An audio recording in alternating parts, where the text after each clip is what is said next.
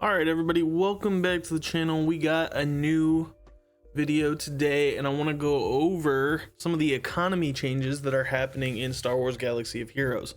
I'm sure you guys have watched tons of videos on all the different things coming in this update. There's a lot. We got new characters, we got new access to droid brains, Aeromagnifiers, we got new signal data places, the signal data are popping up, we got the whole Coliseum mode. There's tons of stuff. So this video is primarily just going to cover the droid brains, how accessible they're going to be, how I suggest that you hoard and farm in the future for droid brains, and overall what I think this is going to do to the availability of droid brains and Relic 9 and those sorts of things. There is going to be a spreadsheet. You can go ahead and find that in the description. It's going to be a droid brain calculator. You're going to be able to see how much droid brains you're able to farm per month, and you can adjust the numbers and change things according to your unique situation. But I'll also show you how to use the calculator in this video. So with that, if you could do me a favor and go ahead and hit the like button. If you're excited about this content, hit the subscribe button. It really helps me out. Okay, so moving on to what information that we got from CG regarding droid brains. So the primary thing that is changing for droid brains, if we go all the way down here, scroll past all this Coliseum stuff and everything else, the primary changes are new relic material recipes with the Jawa Scavenger. We're going to be able to craft Aeromagnifiers and droid brains for both shock prods and battle computers, the Kyrotechs. And then also a relatively unused piece of Gear 12 gear, which was the tactical data. I'll show you that in a game real quick. If we go ahead and pop over to the game. First off, it shows up. You can buy it for the guild event token currency number 1. Right here, MK1 guild event tokens. And it comes up in these two slots from what I've seen. So what piece are we actually talking about? I can't actually show you through the scavenger because you can't use it for crafting. I didn't really think about that. Yeah, it doesn't show up anywhere. Yeah, you can't use it for that either. Well, you can find all gear, I think, in the episode shipments. So let's see, Gear 12. It's this piece right here. So it's very rarely used, and that's why they're kind of making it scavengeable.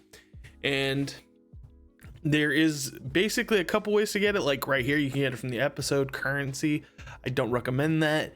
Primarily, the only way I recommend farming this is through the guild event 1 token currency. Whoops, not this one. They're actually pretty expensive here, $425 compared to something like furnaces, which is a lot cheaper. So you're going to want to be going through that guild event 1 tokens right here in these two slots. Okay, so, but regardless, besides that, it's going to be mostly Kyrotechs. And the Kyrotechs and the tactical data redeem for the same price, both in the Aeromagnifiers and in the droid brains, right? So it's not like you want to prioritize necessarily the prototype or the data, the tactical data. Primarily you'll want to focus the Kyrotechs because there's a lot of sources of Kyrotechs. And a big thing to note is that the amount of Kyrotechs you will need going forward is drastically reduced. Drastically reduced because we're going to be potentially getting all the new characters at Gear 12 rather than at the lower gears, and then having to use those 300 to 400 Kyrotechs per character to level them up. Now, you still have old characters that you need to deal with, but once you get those out of the way, once you get what you need from those, then you could start moving towards droid brains. Now, the thing about this update is because Kyrotechs are widely accessible, droid brains are widely accessible, which means they're not really a bottleneck anymore. Prior to this update, as we are today, droid brains are like the primary bottleneck behind signal data that stops us from going to Relic 9. In some cases, it's even a greater bottleneck to Relic 9 because you only have so many sources of droid brains. Even if you're buying them from every possible source, you're gonna probably farm signal data a little bit faster than you can droid brains, especially if you're not a territory war guild. If you are a territory war guild, that's going to be different, right? But now they're not going to be a roadblock for the vast majority of guilds. Maybe early on, but early on you're probably not going to need droid brains anyway. So we'll kind of go ahead and get into that. So this is all numbers. We're going to go ahead and go over to the spreadsheet now to kind of look at the droid brain calculator that we have. So again, this is in the description down below. This is the primary tab for the droid brain calculator. This is going to show you how you're getting it and what you're getting it from. This value is wrong, by the way. That should be 245. Okay, so this is going to show all the different sources that you're going to get them from. And there's a couple things here when you're talking about TB, GAC, daily rewards, so on and so forth. You're probably thinking, well, you don't get any droid brains from that. That is true, but you get Kyrotech and tactical data in one of these places from that place. So this is taking that Kyrotech, taking that currency that you get, and then translating that into Kyrotech, and then translating it into droid brains to give you an idea of how many droid brains you're earning from that category. And then some of these categories are once a month, right? So we have the monthly tag. TB is twice a month, so it's bi-monthly. Then we multiply that by 2 basically. But the spreadsheet does this all for you. So this is all the calculations are already being done. You don't have to deal with any of that. Now, territory war has been the primary way that you get droid brains. It is still going to be the case for some of you going forward, depending on if you're in a territory war guild or not. I've done a little calculator down here just to help you determine how many droid brains you're getting from territory war wins and losses. That can often be pretty confusing because sometimes you win, sometimes you lose. But if you want to know generally what you're doing, right? So my guild, for instance, has a 33% win rate because we don't take territory war seriously. So I put in 1 win because we usually get a free win. Free, I'm using air quotes, you can't see it, but using a free win, and then 3 losses per month. This is per 28-day cycle. A lot of people chimed in and said that we should be using a 28-day cycle because everything else is a 28-day cycle. That's fine, I did that. So this is based off of multiplying it by 28 rather than 30. But anyways, so 1 win, 3 losses gives you about 8 droid brains a month. If you change this to 3 wins and 1 loss, then you get 16 droid brains a month. And then that factors in all over here, and then it goes down here. So if you want to figure out where your guild is at and how many droid brains you'll get because you're on maybe in a different bracket, go ahead and type in your GP here. That's going to auto update things. So say we're 324 million, right? Just insert that. It's going to automatically adjust your bracket for you. And then it's going to change the number of droid brains you get per wins and losses. Okay. And then say you're 365, right? That's going to go ahead and change that for you as well. Say it goes up to 10. And then say you're outside the range where you would get droid brains. If you're like 250 million, you'll get 0 from territory war, and it won't factor in to your droid brains per month. Now, this is all the calculations regarding the salvage costs and the total droid brain points that you need. You don't need to worry about anything in this column, but what you can do is if you already have some Kyrotechs on your account, whether they be shock prods or battle computers, or you have that MK12 tactical data, go ahead and put in this column how much you have of that, and this is automatically going to update how many droid brains you have in salvage materials, right? So if we have 1,000 Kyrotechs, that's going to go ahead and change it to 37 droid brains in stock, essentially. Okay, those are just my numbers that I had when I am filming this. So this is the calculator mainly. It relies on a couple of other numbers that we're pulling from. So like TB rewards, for example, GAC rewards, all this is pulling from Kyrotechs. So we have a Kyrotech calculator over here. This is going to calculate how many Kyrotechs you get per month and do all this data for you, right?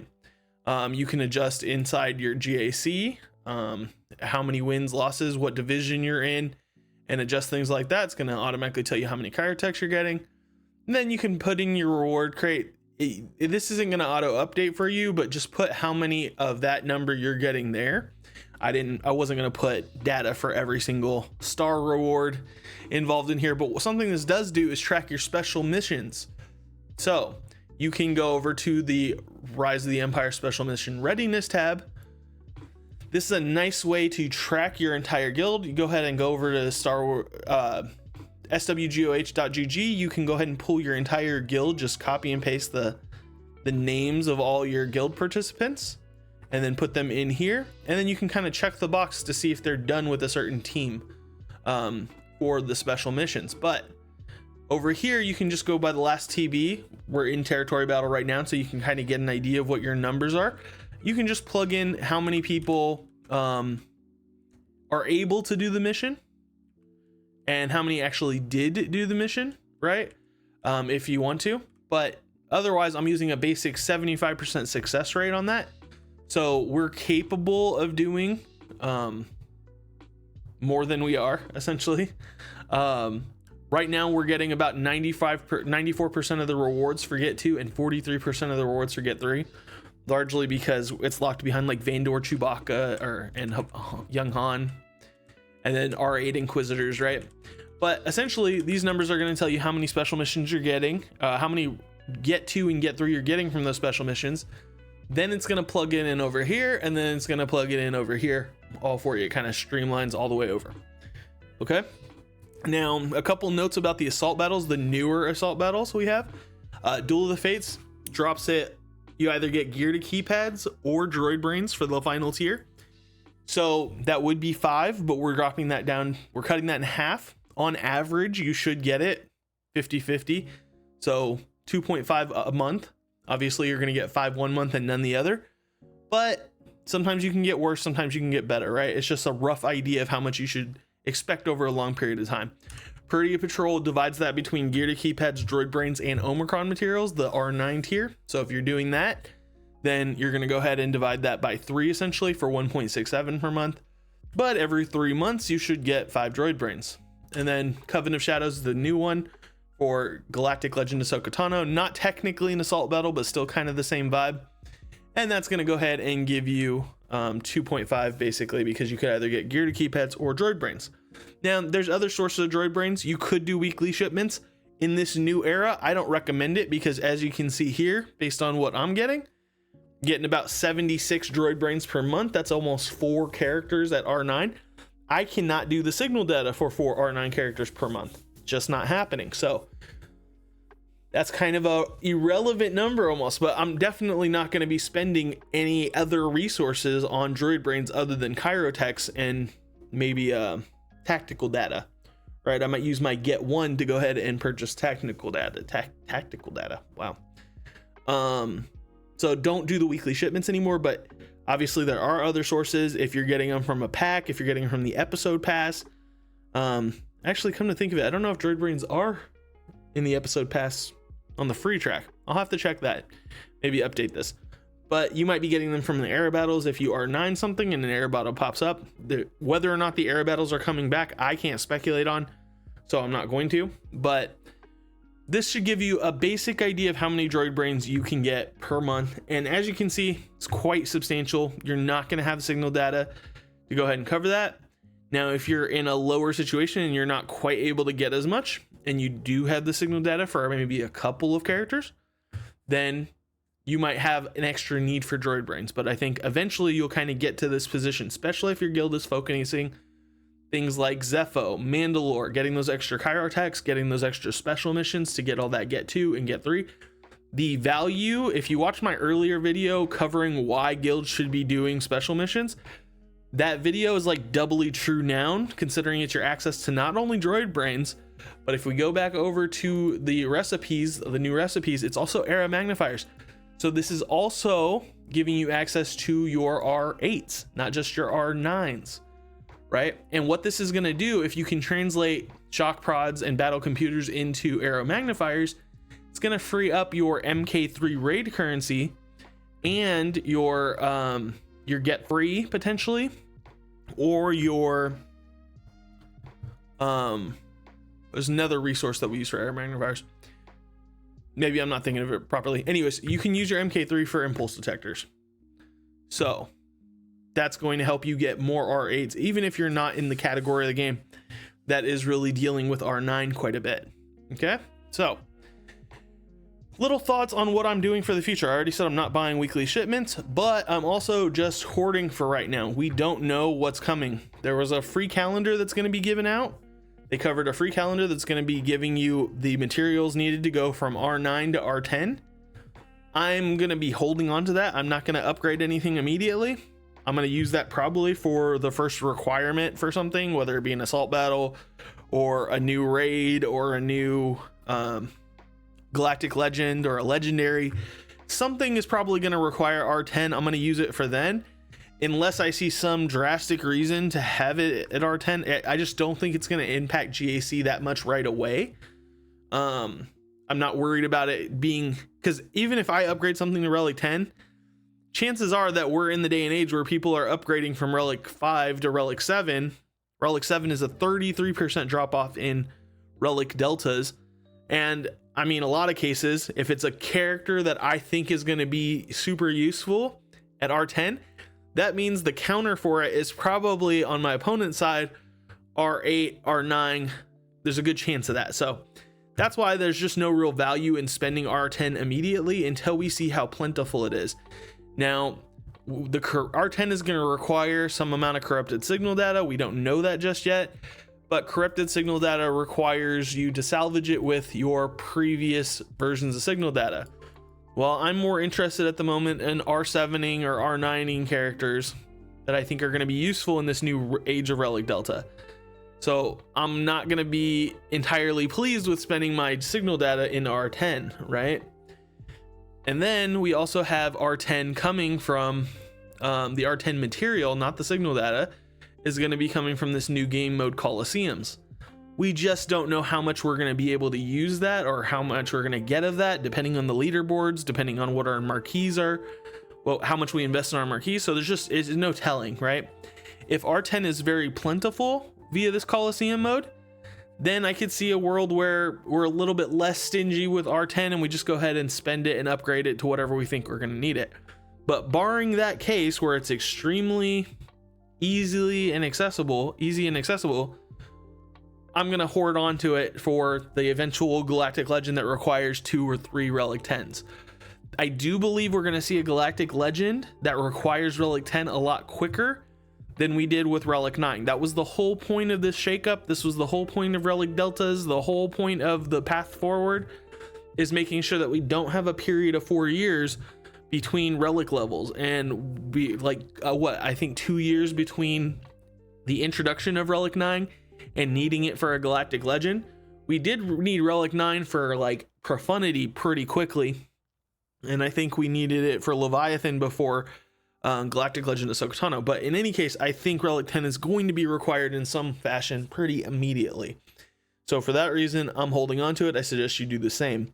People have asked me about upgrades to their characters and whether or not they should hold off until Relic Deltas gets here to upgrade. I think you should. I'm not upgrading until then, because we don't know what counters are going to work. We don't know what is going to be commonplace, right? As far as we know from the Relic Delta testing, Traya, it looks like she's working at Relic 3 still for a lot of the things that she countered.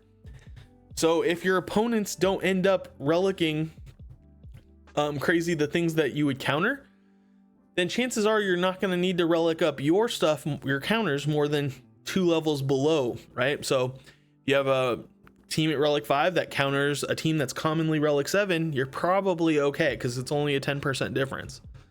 But you're going to need trial and error, you're going to need playtesting before you pull the trigger on those things. The only thing I'm not holding off on is upgrading for Pirate King Hondo, because that's a GL. It's also unlocking the Smugglers Run 3 event. It's also unlocking the Raiders of the Outer Rim, which I'm pretty sure we just got a pop-up event like 2 days ago. Raiders of the Outer Rim showed up and it wasn't on the schedule or anything. It was supposed to be done and gone.